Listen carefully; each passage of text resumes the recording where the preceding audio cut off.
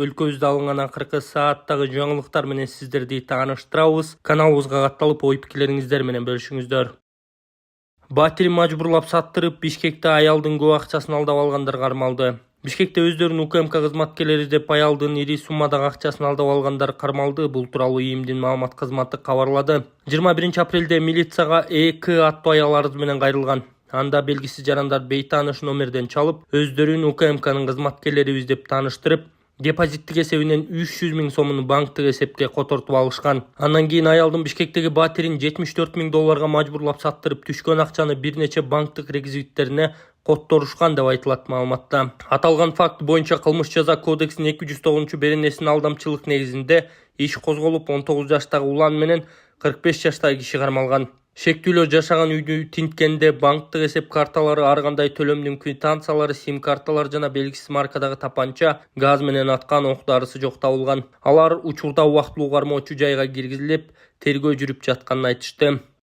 Аксыда сел жүрдү. 2-майда алдын ала маалымат боюнча 18:00дөн 18:10 чамасында Аксы район Ак суу жана Сарычелек айыл аймактарында мөндүр аралаш жааган жамгырдын кесепетинен төмөндөгүдөй кырдаал түзүлгөн. Бул тууралуу Өзгө Чогордалдар министрлигинен маалымдашты. Сарычелек айыл аймагынын Кызыл Туу айылындагы Баатырбек тилкесинде 2 сел сайынан суу 10 турак үйдүн короо жайын каптап өтүп, Баатырбек тилкесинин Сарычелек Кербен автоунаа жолуна кум шагылдарын агызып келген. Мындан улам автоунаалардын өтүүсүнө тоскоолдук жаралган. Жерине Аксы райондук Өзгө Чогордалдар министрлигинин куткаруучулар тобу, Өзгө Чогордал министрлигинин мониторинг жүргүзүү, болжолдоо департаментинин жетектөөчү адиси аталган аймакка жерине чыгып кетишкен. Аксы район акиминин биринчи орун басары, жергиликтүү номер 12 жол тейлөө ишканасынын жолчулары, Сарычелек айыл өкмөтүнүн өкүлдөрү иш алып барышууда. Аксы район аппарат жетекчиси Кербен шаарында штабты жетектөөдө жана көзөмөлдөөдө. Ушул эле күнү Ак суу айыл аймагынын Төө басты айылында Коктуголоттордон түшкөн сел болжол менен 1,5 метр ички чарбалык жолдун бетин жууп,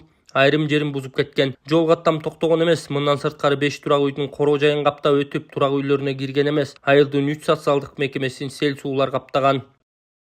Binance компаниясынын негиздөөчүсү Чан Пен Чжао Кыргызстанга иш сапары менен келди. Дүйнөдөгү эң ири криптовалюталык Binance биржасынын негиздөөчүсү Чан Пен Чжао 3-майда Кыргызстанга иш сапары менен келди. ысык-көл эл аралык аэропортунан ардактуу конокту президенттин администрациясынын жетекчисинин орун басары, президенттин жана министрлер кабинетинин чечимдерин даярдоо боюнча башкармалыктын башчысы Азамат Кадралиев сый урмат менен тосуп алган. Сапардын алкагында президент Садыр Жапаров менен Binance компаниясынын негиздөөчүсү Чан Пен Чжаонун эки тараптуу сүйлөшүүлөрү, ошондой эле Кыргыз Республикасынын президентине караштуу виртуалдык активдерди жана блокчейн технологияларын өнүктүрүү боюнча улуттук кеңештин биринчи жыйынына катышуу мерчемделген. Ошто Фирдаус мечити снос болуп жатат. Ош шаарынын мэри Жеңишбек Токторбаевдин таңкы рейд учурунда берген тапшырмасына ылайык Волгоград көчөсүн кеңейтүү боюнча иштердин алкагында бул көчөдө жайгашкан Фирдаус мечитин буздуруу иштери башталды. Бул тууралуу мэриядан кабарлашкан. Ошондой эле аталган көчөдө жайгашкан конок үйүнүн жолго чыгып кеткен тарабы бузулуп, алып салуу боюнча ээлерине эскертүүлөр берилип, тиешелүү кызматтар тарабынан мыйзамдуулугун текшерүү иштери жүргүзүлүүдө. Мындан сырткары Волгоград көчөсүнүн номер 2Б дарегинде жайгашкан турак үйдүн ээлеринин макулдугу менен курулушту жылдыруу, жолдо бошотуу боюнча иш алып барылууда.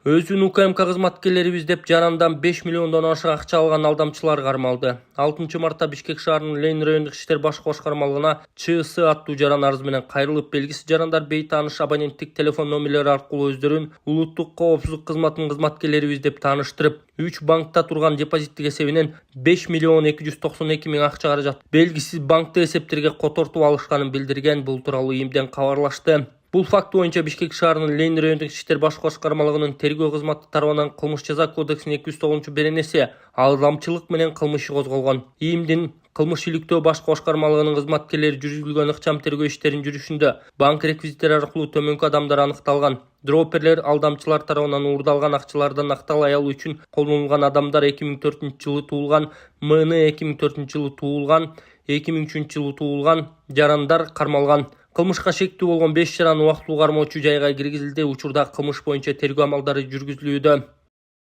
Кыргызстанга жумуртка импорттоого убактылуу чектөө киргизилди. Өлкөнүн азык-түлүк коопсуздугун камсыздоо жана азык-түлүк товарларынын базардагы бааларын турукташтыруу максатында 1-майдан тартып Кыргызстандын аймагына жаңы тоок жумурткасын импорттоого убактылуу тыюу салынды. Суу ресурстары, айыл чарба жана кайра иштетүү өнөр жайы министрлигинен белгилешкендей, чектөө 6 айлык мөөнөткө киргизилүүдө. Белгиленгенде 10 февралдан ушул күнгө чейин республиканын аймагына коңшулаш өлкөлөрдөн импорттолгон жумурткалар катталган эмес. Тескерисинче 2023 жылдын январ-март айларындагы маалыматка караганда Кыргызстандан бир эле коңшу Казакстанга 8.812.800 дана жумуртка экспорттолгон. Бул 2024 жылдын ушул мезгили менен салыштырганда импорттордун көлөмү 10.760.760 данага азайып, экспорттун көлөмү 8.756.200 данага көбөйгөн. Мындан улам министрлик дыйкан фермерлерди көбүнө эсе тоок жумурткасы эмес, тоок эти менен иш кылууну сунуштайт. Себеби жылына өлкөгө 91.000 тоннадан ашуун тоок эти кирип, жумурткага караганда тоок эти бир топ кирешелүү багыт. Андан сырткары учурдагы элет жергесинде ар бир үй бүлөдө 30-40 тоок багып, бул дагы ички өндүрүмдүүлүктүн жогорулашына, суроо талаптын төмөндөшүнө алып келүүдө деп айтылат маалыматта. Кыргызстандын быйылкы туристик сезону ачылды. Министрлер кабинетинин төрагасы Адылбек Касмалиев 2023 жылдагы туристик мезгилди расмий ачык деп жарыялады. Бул тууралуу өкмөттүн маалымат кызматы билдирди.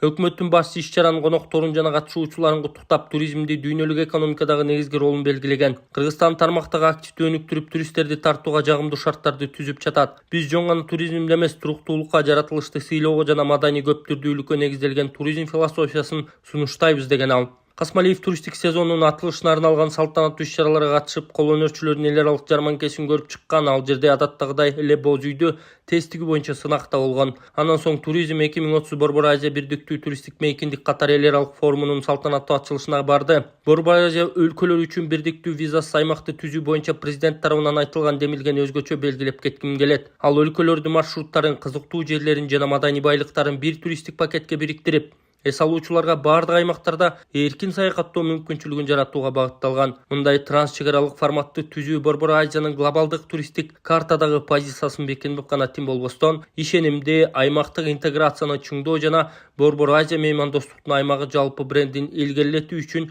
маанилүү кадам болот деп белгилеген министрлер кабинетинин жетекчиси. Ош облусунда 3 айда 7,5 миллиард сомдук айыл чарба продукциясы өндүрүлдү. Ош облусунун айыл чарба тармагында 3 ай ичинде 7 миллиард 552 миллион сомдук продукция өндүрүлдү. Бул тууралуу Ош облусунун социалдо-экономикалык өнүгүүсүнүн 2023 жылдын 1-квартал боюнча жыйынтыктоочу коллегиялык жыйынында белгилүү болгон. Маалыматта белгиленгендей, бул өлкөнүн айыл чарба продукциясынын жалпы көлөмүнүн 18%-ын түзөт. Борбордук аянттагы жер төлөөдө эмне өзгөрүлүүдө?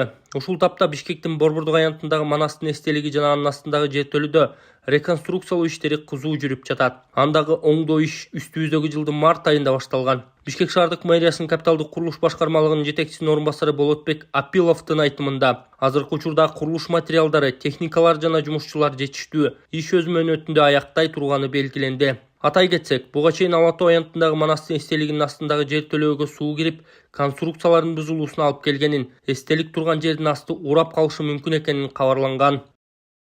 Чолпон Атада Run the Silk Road 2025 эл аралык марафону ийгиликтүү өттү. Бүгүн Чолпон Ата шаарында туристик сезондун ачылышынын алдында Шанхай кызматташтык уюмунун Run the Silk Road 2025 эл аралык марафону өттү. Иш-чаранын салтанаттуу ачылышында министрлер кабинетинин төрагасынын орун басары суу ресурстары, айыл чарба жана кайра иштетүү өнөр жай министри Бакыт Төрөбаев сөз сүйлөдү. Өз сөзүндө Төрөбаев ШКУнун Run the Silk Road 2025 эл аралык марафонунун катышуучуларын жана конокторун куттуктаган. Ал бул иш-чара спорттук жетишкендиктерин аянтчасы гана болбостон ШКУга кирген мамлекеттердин ортосундагы достукту чыңдоого салым кошуп, жарандарды активдүү жана сергек жашоого үндөй турганын белгилеген. Минкап төрагасынын орун басары президент Садыр Жапаровдун жигердүү колдоосунун аркасында өлкөдө спортту өнүктүрүүдө олуттуу жылыштар болуп жатканын белгилеген. 2024 жылы тармакты каржылоо 2 эсеге көбөйүп 2 миллиард 141 миллион сомду түздү.